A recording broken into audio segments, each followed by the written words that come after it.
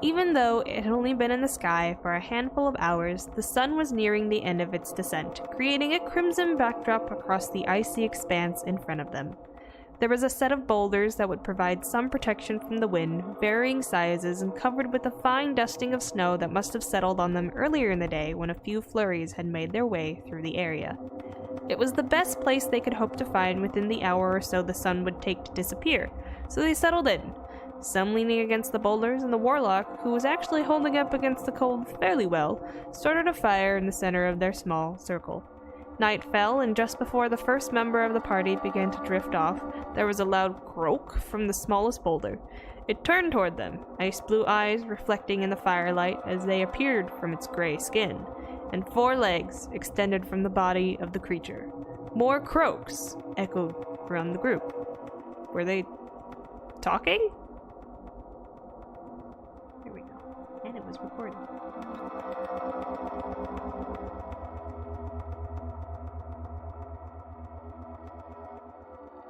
The ground beneath your feet lurches suddenly, and you drop to a knee, thankfully not falling face first into the snow. The rest of your party stumbles as well, and you all glance around in a moment of confusion. Earthquake? One of them asks. You suppose it could have been, but before you are able to voice any opinion on the matter, the large snowdrift in front of you explodes outward, a horrifying creature rising up from beneath it. The neck of the creature arches upward, a hood like a cobra's fanning out to either side of it, and its eyes lock with yours. The area around you is suddenly much warmer than before, and the creature opens its mouth to let out a screech before diving at one of your party.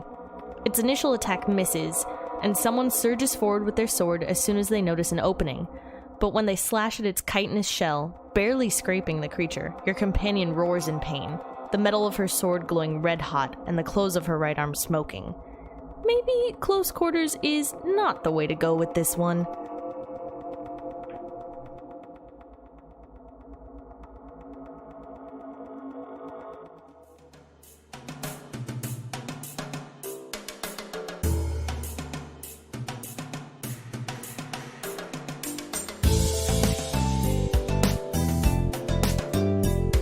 Let's freaking do it.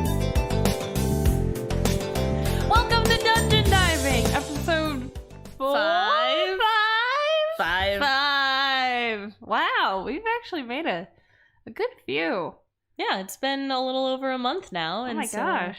Wild. Well, thank you to everyone who has stuck around for our nonsense, and thank you to anyone new to our nonsense. We're happy to have you. Yes, and hopefully we've helped some of your D&D adventures by making them a little more unique with some overused and underused characters, original, and maybe you've thrown some of your own flair from inspiration from our podcast, in which case you've made this whole journey worth it. Or if you don't play D&D, hopefully we're at least mildly entertaining. Something like that. Yeah. But for this week's episode, we're going to be talking about cold and ice monsters that you find in the tundra, or just monsters that are like cold in general.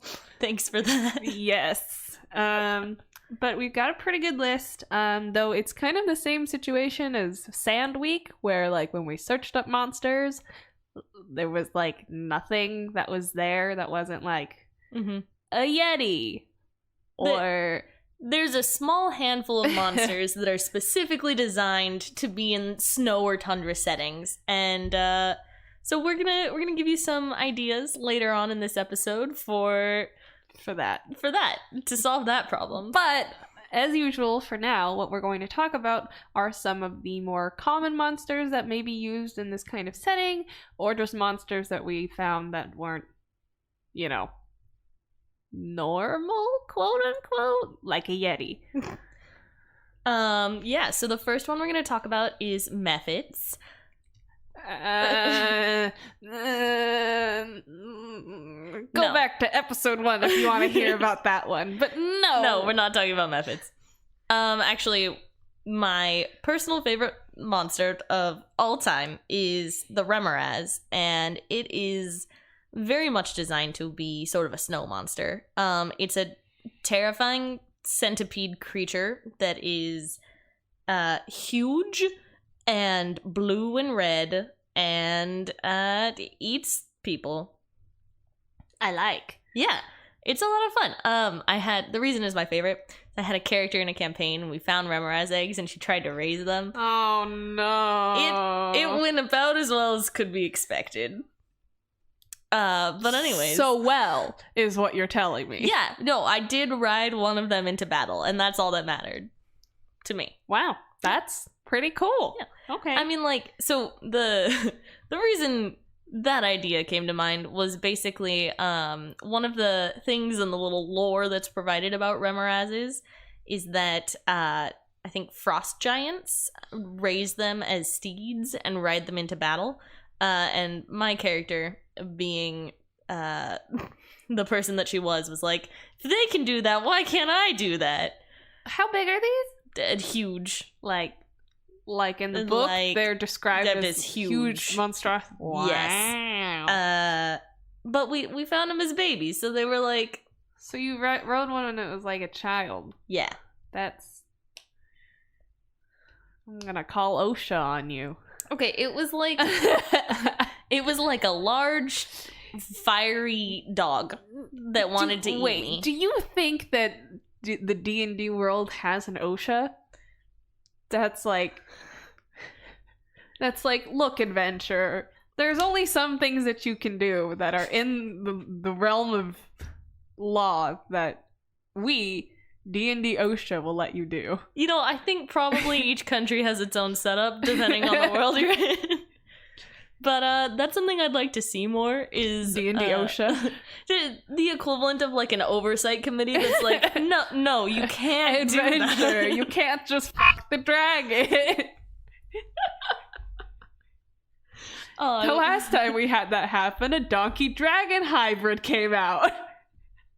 It wasn't good for anyone.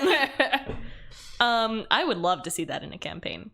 But back to Remorazes. Yeah. Vicious, terrifying monsters that have like tremor sense. Basically, they hunt. Oh, they have tremor sense? They hunt by hiding under like the snow, and then when they feel people walking around, they pop up and eat them. Oh. Very cool. It's a good time. I'm a big fan. You know, from what I've like done research for like the ice and cold monsters, I've noticed that like even though there's very little, the monsters that they make are very cool. Oh, yeah. Are they ice cold? Hey. Do you have another one that you'd like to talk about? Yes, the frost salamander. Hooey! Which is a large creature. Or it's a huge creature, actually. My bad. It's a huge elemental, believe it or not. So it's just a salamander that's like cold. It's vulnerable to fire, obviously. Think of like a giant evil... Well, it's unaligned. But like a giant, more aggressive Bruni from Frozen 2. You know? The little salamander boy? Yeah, the fire not spirit. On fire. The opposite of that. The opposite of that, yeah. So these guys are really cool because it's kind of like... They're kind of like... It burns so cold. You know what I mean? Yeah, you know what I mean, right? Because they have this thing called Burning Fury where, like, because they're vulnerable to fire. If you use fire damage on them, they'll take more damage. But when they are damaged by fire, they have this ability called Freezing Breath that automatically recharges every time that you use fire damage on them, which is really cool. Yeah, it's, so Freezing Breath is exhaling chill winds in a 60-foot cone, kind of like Frost Breath. For like a dragon's breath. But it does 8d10 damage. So if you use fire damage on them, it automatically recharges and they just keep, being able to do that. Which is really cool. They're also immune to the cold. Hang on, going back to that, I love the idea of like just creatures that are harder to kill. Even when you're doing, like, the optimal thing to kill them. Yeah, it's cool, right? That's what I was saying. Like, though few, they're really cool. That is so awesome. But yeah, these guys also are attracted to heat, so naturally, like, they'll hunt things that are much more, like, warm-blooded and stuff like that. So if you have your characters in, like, a frozen tundra of a sort, it's a good idea to have these there just because you're, like, in a wasteland, obviously, because not a lot can survive in the cold, but if you have something that's constantly hunting your players just because they're warm-blooded, then I think that's a nice terror factor when you put them in a landscape like that, especially if they're like weaker players, and they're just like, crap, we've got like a pack of frost salamanders that we can't fight, constantly hunting us. It'll be fun. It'll be fun. Or they'll hate you and they won't have any fun at all. It'll be fun. All right. So I think the next one we're going to talk about is the winter wolf, which is the first example of something that you can do to create your own monsters. Basically, slap winter, ice, frost, snow, or whatever cold word you want in front of a normal creature's name, and then give it some cold powers. Yeah, and that's it. Exactly. That's all you gotta do. Do some ice claws, or like cold water blast.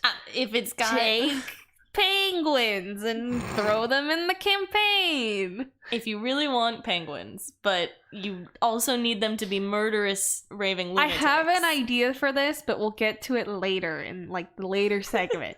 So we'll get there. All right. Well, the winter wolves are basically the best version of a wolf in all of D&D. That's a lie. I do not think it is. Blink wolves. Winter blink wolves. Basically, they have the normal wolf things, so pack tactics and that sort of thing, which is basically when you're attacking in a group, you're better at it, which I think is awesome and it makes perfect sense for wolves. But they also have a cold breath. A lot of things have cold breath. I'd like to see more variety of maybe like cold abilities. Yeah, like you just blow an air at people. Be more creative. Have Elsa in the game. Sure. Make pocket universes out of ice. You know what would be cool? If like the Remoraz or some like higher, like a frost salamander or something like that could like set up like ice terrain barricades while you're fighting. So like the floor beneath you rumbles for like a turn, and then after, if you don't move squares, like a giant spike comes up and like impales you. That would be a cool like layer action for a really powerful ice monster. Ice Beholder. Love that. Oh my god. But anyways, so yeah, coming soon in our Christmas monster episode. Ice beholders.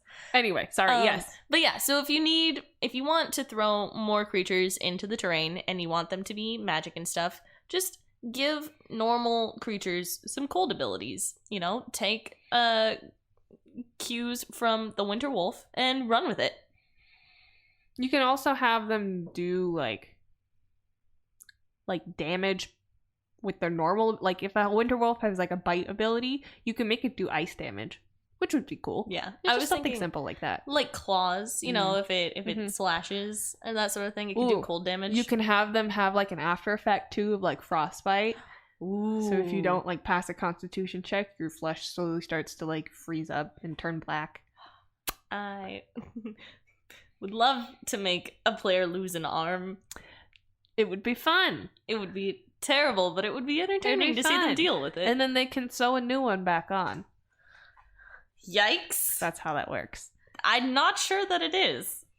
Do you have another monster you'd like to share with the team? Maybe later. Maybe later. Okay. I meant moving on from that. Do you have it? Oh, yes. The ice toad. Oh yeah. Yes, the ice toad, the ribbit of the cold world. So ice toads, I feel, are just one of those elemental things that you can just slap a prefix on, and then it just becomes that thing. Ice toad, fire toad, earth toad. Yeah, earth toad. But these guys have like the regular forms, which is like a normal ice toad, and then they have giant ice toads. Obviously, because it's D&D, you gotta have giant things. Another odd thing that I find in like the very few monsters that you have in the ice tundra is that they're all huge. They're all huge. There's very few like tiny things. You would think that they would take a lesson from like creatures of the deep seas and stuff, and like stay small so that they can conserve like energy because there's like scarce food source. But no, they're just all big. In a wasteland where they don't eat anything. So you can think about that and work your way around that in your campaign, but like it makes no sense to me. Anyway, I don't know the science of the natural selection behind that, but I feel like there would be at least some small creatures. And if you've got a magic campaign, like, yeah, give them small creatures or have them magically be huge. Have them weaken them a little so that you can find small like remorazes and stuff like that. Baby But then you can explain that there's huge ones because they've been feeding off of arcane energy, which is what makes them grow. Ooh, right? Love it. And then give them magic. No. Big fan. But anyway, ice toads. There's not like a real description against them because they're just ice toads and they do everything that toads do. They're just cold. That's it. They're just cold. They're immune to the cold. I'm sensing a theme.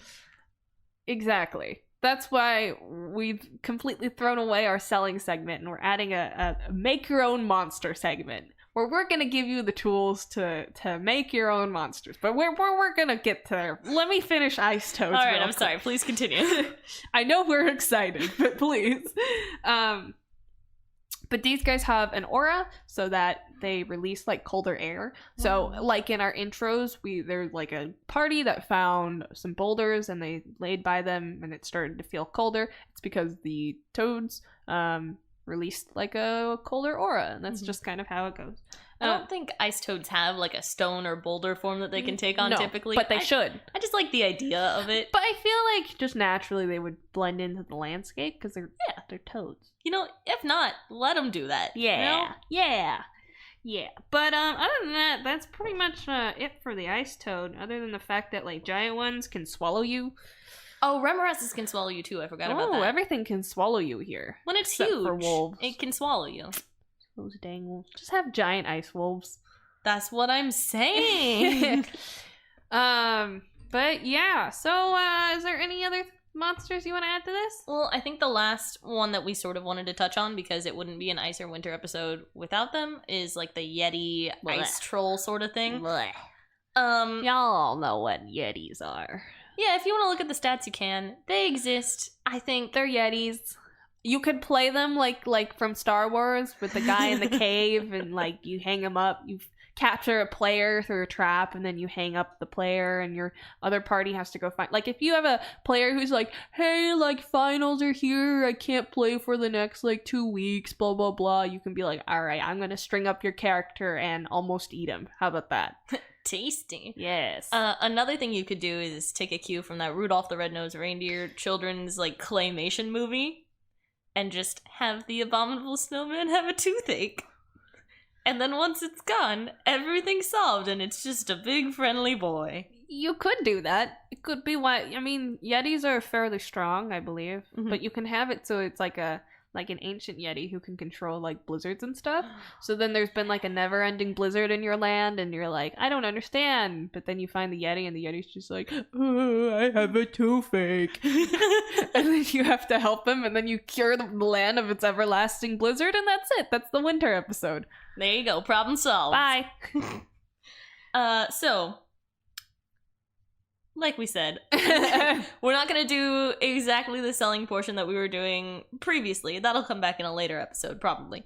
But because there were so few monsters that were specifically themed to this, we decided to come up with a few ideas. Yes.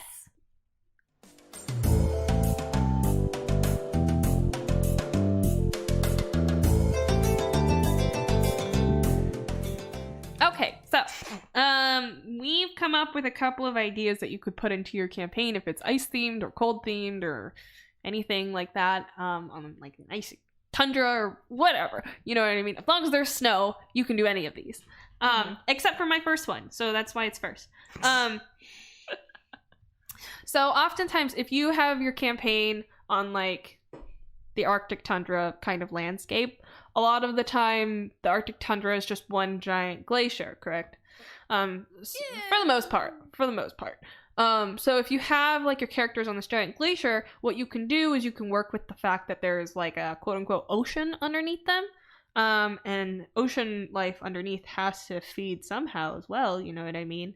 So you can, my idea was that you can have like monsters from the deep trying to like scout out whatever's like on the glacier and like pop out and try and eat them and stuff like that because life's tough.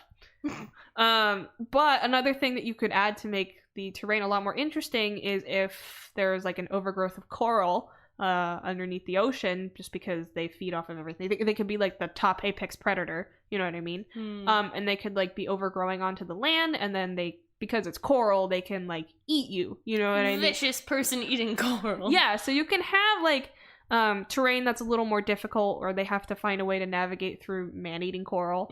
Or like if they're just in the wasteland, just walking around, you can have something like kind of flickering underneath them, and they're like, what is this? And then a giant coral pops up, and you can like have them fight like a sponge coral who's trying to absorb them in its skin, or like, you know, stuff like that. SpongeBob SquarePants. D&D edition. Aye. But going off of that too, like, who's to say that there aren't just some weird magic plants around in the tundra? This is true. Because of like the arcane energies or whatever. Make algae a monster. Terrifying. An algae monster. I don't like that. I like it. So anyways, the next thing that I kind of want to bring up is sort of Arctic themed lycanthropes. So you could have were polar bears, were seals. It's just were Zootopia, elk. the tundra area. Yes, basically. Furries. No, not furries. Furries. Oh my god. We can move on now. I regret bringing this up. But okay, what other lycanthrope otter. Sea lion. Yeah. Yes. I think that would be interesting. Would you be like penguin lycanthrope? Oh, right, my penguin idea. Yeah. So, penguin monsters. Yeah, so like I've thought really long and hard about this penguin thing. So, you can have a penguin monster, right? But the penguin monster is like cuz penguin feathers aren't the same as like bird feathers, you know what I mean? So you can have it like, so it's like sharp tiny like needles. It's made of like sharp tiny needles that are like waterproof. And then I realized Nintendo had just made an ice penguin for the most part that you can just use. Empoleon, the Piplup third evolution, which is an emperor penguin, and it's got like steel, because it's a water steel type, but it's got like steel like fins. So if you wanted to make it like a super scary like penguin that could like fuck you up, you can have it be like a steel penguin, but like its blades are like the fins, and it can like you know what I mean? And it'd be really cool because they can implement like an like an ice tunnel system, because they can use their fins to like dig and like chip away at the ice. They can be master ice sculptors and like chip away at the ice. So what you're saying is Elsa's ice castle can be a real thing? Made by penguins, yes. Another idea that I really liked is sort of an animated snowstorm type thing.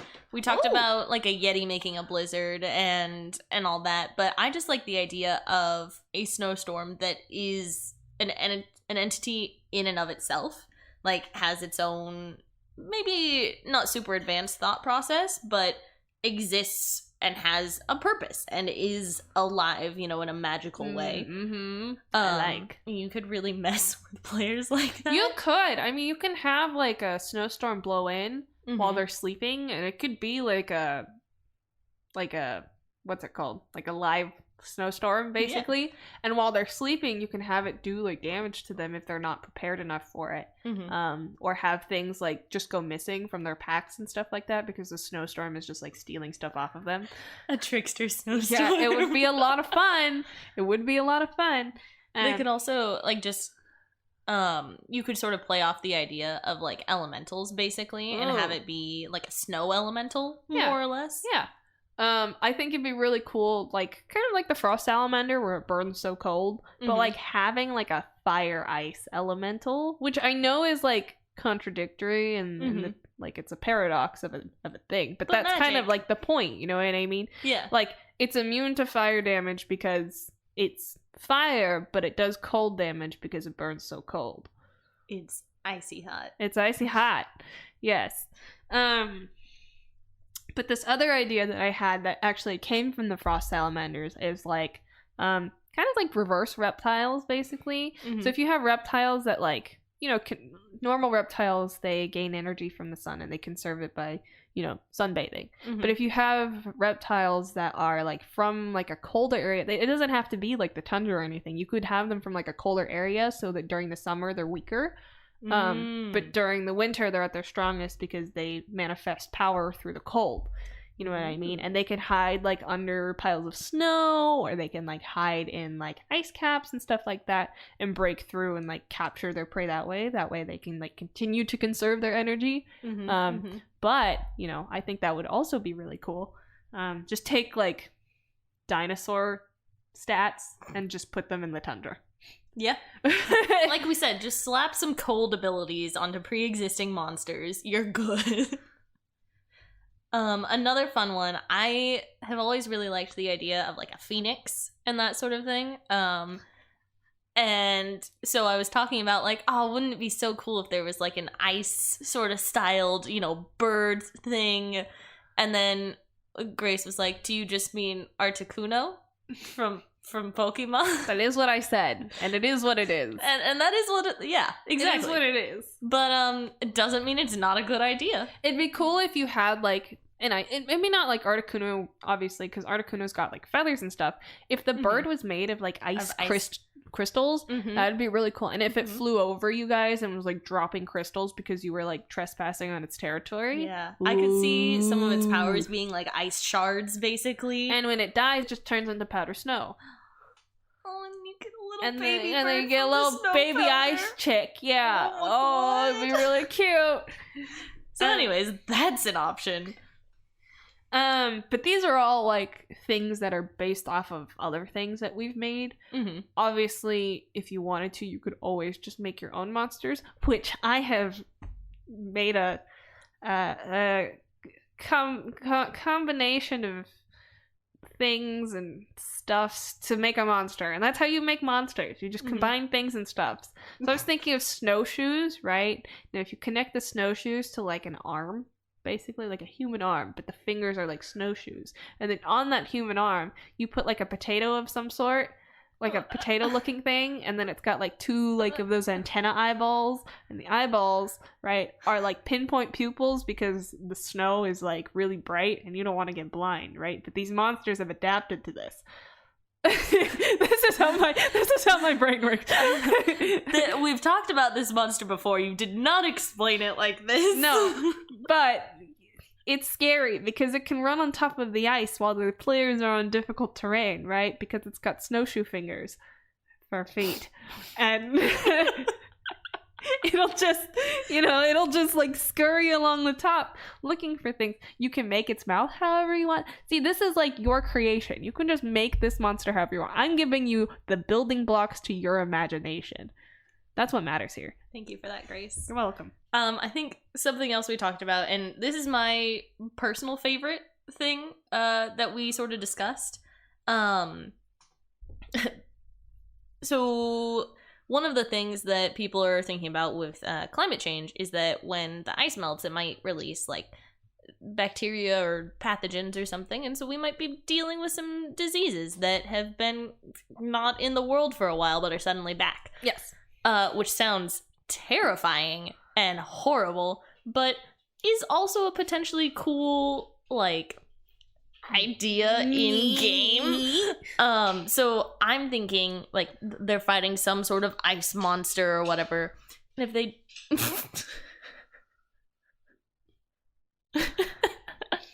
Well, I'm thinking they're fighting some sort of ice monster or whatever, and, like, when they're doing that, if they do any kind of fire or like similar damage to it, it melts, and like maybe they have to make a constitution saving throw and they get a certain disease. Ooh. And then just all this sort of cool stuff that can erupt from these concepts. Scarlet, my dog is being weird. She's distracting Erica. She's so cute. Anyway. So anyways, yeah, you have this really cool opportunity to make your characters contend with some unique stuff that's not just, running in and fighting whatever creature is there. They have like other things that they have to deal with.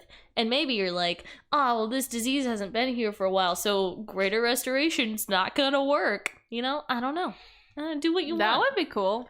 You could also find like bodies of like an ancient race that might not be like there anymore, but because of that they have like diseases that were from like forever ago, like you said, that are associated with that, and you have to find like the last living, you know, whatever of this race before you can find like the cure of this, which could be like a problem in itself. Or you can have a monster that's like that like infects you with the disease. Ooh. That like comes from the depths of like the tunnels of the ice from those drilling penguins, and like, you know, does that. Hear me out. Ice mummies. Ice mummies. Yep. That would be cool. That one just came to mind. I like it. Don't know how exactly it would work because that's not really part of the mummification process. But like people get preserved in ice all the time. Like that's a thing. Yeah. So not exactly mummies, but that same vibe. What if they're like not ice sculptures, but they're like, you can see the bodies, but they have like a thick armor of ice on them. Ooh, you know what I mean? Yeah. That would be cool too. That would be super cool. You can have a monster that's made from the sound of like ice getting scratched. I don't know if you've ever heard like that screeching. Like the nails on chalkboard. Yeah, kind of like that. But like a monster who plays to that kind of noise and like makes the ground all just basically reverberate with that noise, and your players have to do like a constitution check or like put fluff in their ears before they fight it. I hate that so much. It would be cool. I hate that so much. Also, something that would probably reign over like an icy tundra kind of scape would be flying stuff. Mm-hmm. So you could put flying stuff in there, just because they can like guard the skies. Maybe like a tribe of winter aarakocras that are more aggressive, and you have to try and befriend them. Ice griffins. Ooh, yeah, I like. Yeah. See. Just ideas bouncing off of this. This episode is more of an idea episode. So if you guys come up with any cool ideas from, you know, listening to us bounce ideas off of each other, let us know, because I might use them. Erica might use them. Comment on wherever you're listening to this, or tweet at us. You know, whatever you want. What's our Twitter, Erica? Oh, dungeon_diving? Yes. Yeah, knew that one. But yeah, you know, that's a lot of. Another really good one. The trolls from Frozen, but like as cute little snowballs. Anyone else just watched Frozen 2 like really recently? Me, definitely me. But like snowball. Yeah, trolls. but like snowball trolls, and they can be like giant rocks. They just have like snow on them, basically. And like if you push them down a hill, they'll just become giant snowballs. Ooh, okay. I love the idea of like snowball monsters like that know that they get stronger if they have more snow on them, so they just push each other down hills. It would be really good, right?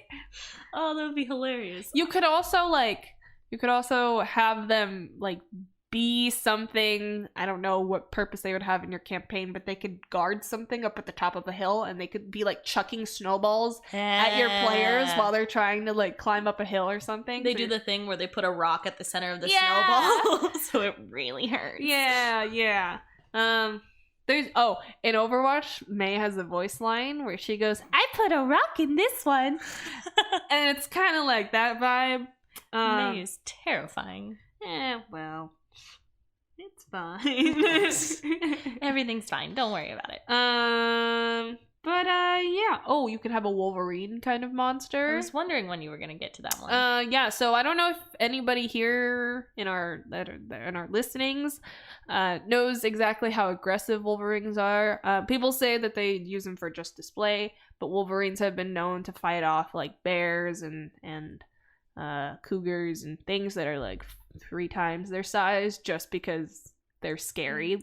I mean, yeah, older women are scary. You said cougars. That's all I could think of. Okay, dokie. Anyways. I think it's time to wrap up. What about you? Yeah. I think this has gone on long enough. That was a solid note to end on, so I think we're gonna say goodbye before, we ruin it anymore. So hopefully this has kind of kicked off your holiday spirit, get into the winter mood. Hopefully this has helped you with any of your cold and ice monsters that you may be using in your campaigns. If there's anything that we overlooked, let us know. We might touch upon that later. Or if there's anything that you created from your own beautiful mindscape after listening to this, also let us know, because we want to know. Also, don't worry, we didn't overlook any ice dragons. We know they exist. Yes. We're just gonna have a different dragon episode later on. Perhaps maybe a special dragon episode. What? At the end of the month. What? Look forward to that. What? Anyway, we will see you, hear from you, talk to you next Tuesday. Next Tuesday we're going to be talking about plant monsters, so stay tuned for that. Otherwise, thank you guys, and bye. Bye-bye. Bye. Bye.